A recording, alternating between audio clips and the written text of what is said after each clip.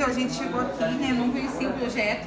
So we came here to Buda, we didn't know about the project. E quando eu cheguei aqui, o Gabriel, como você falou, ele tinha uma escoliose, né? And so when he came, as I told her, he had a scoliosis. Ele tinha 0,11 milímetros de diferença de uma perna para He outra. had a millimeter leg differences.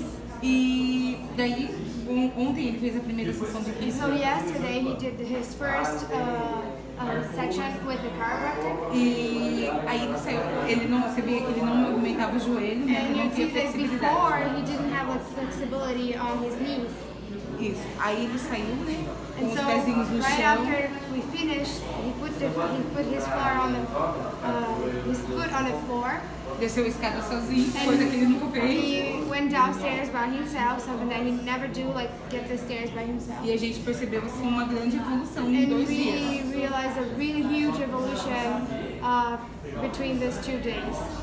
E hoje ele voltou. And so today he came back. Tipo, hoje já não sentiu dor nenhuma. He hasn't felt any pain. Teve uma boa evolução assim. A And we gente can viu see that no descer e subir de escadas. with like on the stairs, coming up and down, very big differences. Isso, uma grande, a gente percebeu, né, no Also joelho, in the principalmente. posture on the knee, because there was like a little inside. Principalmente os funcionários mesmo. And also like the people that are working here, they saw it and told us like, he's walking different than he was from yesterday. É isso. That's it. Ok. Bom.